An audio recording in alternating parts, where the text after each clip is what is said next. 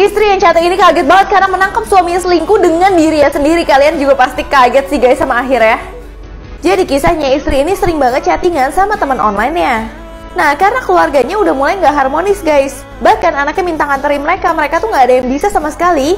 Karena mereka bilang hari ini tuh mereka sibuk banget. Sehingga keluarganya tuh kayak berantakan gitu deh guys. Suaminya bilang mau meeting, istrinya bilang juga mau meeting. Padahal sebenarnya istrinya itu mau janjian sama teman kencan online-nya. Dia belum pernah ketemu sama sekali. Terus dia bilang kalau misalkan dia akan pakai baju warna merah.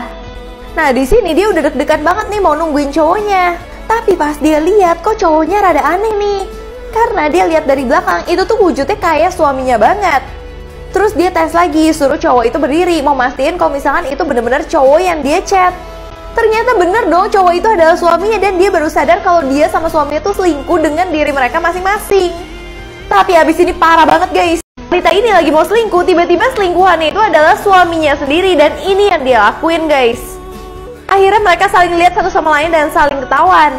Tapi ternyata itu cuma ada di bayangan istrinya aja masih nunggu pacar online-nya. Karena dia merasa feeling dia udah gak enak sama sekali, dia coba chat suaminya dan suaminya bilang masih ada meeting. Akhirnya dia memutuskan untuk gak mau lagi pakai baju merah. Dia langsung ganti baju di toko yang ada di atas. Setelah dia udah ganti baju, dia nemuin pria itu dan ternyata benar aja pria itu adalah suaminya. Tapi dia itu berusaha memperbaiki hubungan dia dan dia juga gak mau ngaku kalau misalkan selama ini dia adalah selingkuhan dari suaminya. Cewek ini nekat nyolokin USB ke dalam tangannya dan akhirnya ini yang terjadi guys, ini parah banget sih. Jadi cewek ini tuh udah merasakan gatal-gatal terus di tangannya. Karena dia garukin terus jadinya luka. Pas dia lihat ternyata tangannya itu ada bolongan USB. Terus dia mikir gimana kalau USB-nya dia colokin aja ke tangannya. Terus dia colokin dong guys dan ini yang terjadi. Dia itu kayak masuk ke dalam isi USB-nya dan dia ngeliat kayak ada lemari yang isinya banyak dokumen. Nah, dokumennya itu banyak memori tentang dia dan data-data penting lainnya yang ada di USB itu. Dia mulai masukin data yang ada seperti bahasa Prancis dia masukin dan memori-memori yang mau dia ingat. Nah, terus di sini dia masih nggak sadarkan diri sampai akhirnya dia terus memilah-milah dokumen-dokumen yang ada di sini guys. Di kehidupan nyatanya dia benar-benar nggak sadar sama sekali sampai akhirnya selesai memilah-milah dia buka nih pintu merah ini. Ternyata pintu merah ini isinya tempat sampah untuk membuang memori-memori dia. Di situ dia merasa udah cukup dan dia langsung balik lagi ke kehidupan nyata. Setelah dia sadar, dia bingung banget tentang apa yang terjadi sebenarnya. Terus saat mamanya telepon, dia tiba-tiba bisa bahasa Prancis. Di situ dia mikir, oh USB dia itu bisa bikin dia pintar banget dan menguasai semua bahasa dan pengetahuan. Dia merasa dengan USB itu dia bisa menjadi orang terpintar di dunia. Akhirnya dia masuk lagi dong ke dalam USB-nya dan dia langsung minta dokumen-dokumen lain supaya dia itu tambah pinter.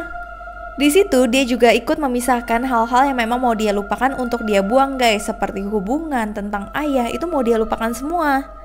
Dan akhirnya dia memutuskan untuk membuang memori yang dia gak mau ke pintu merah tersebut. Saat dia udah mau buang dan balik ke kehidupan nyata, itu gak bisa sama sekali. Dia benar-benar kayak terjebak di dalam tempat tersebut dan itu bikin dia stres banget guys.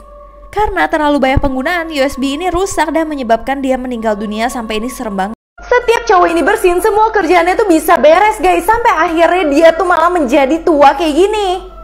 Jadi kisahnya cowok ini lagi lembur gak bisa pulang karena kerjaan terus dikasih sama dia. Di situ dia udah bete banget karena dia benar-benar pingin pulang.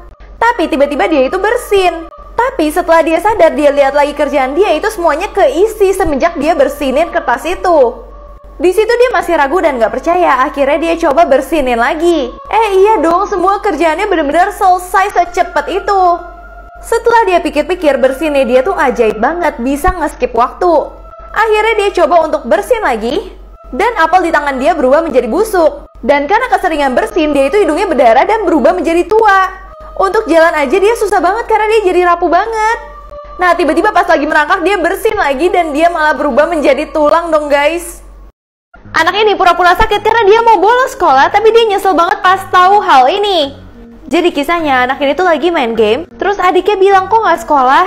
Ternyata dia itu pura-pura sakit karena dia nggak mau ikut ujian hari ini. Dia udah panas-panasin badannya supaya mamanya itu percaya sama dia.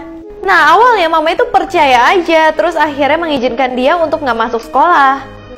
Tapi pas adik dan mamanya pulang, mamanya ngelihat dia itu selama ini main game. Terus dia bilang, enggak, aku masih sakit. Terus mamanya bilang sayang banget kamu nggak bisa ketemu sama YouTuber terkenal di sekolah kamu. Karena hari ini YouTubernya datang, terus tiba-tiba anak ini langsung sembuh dong.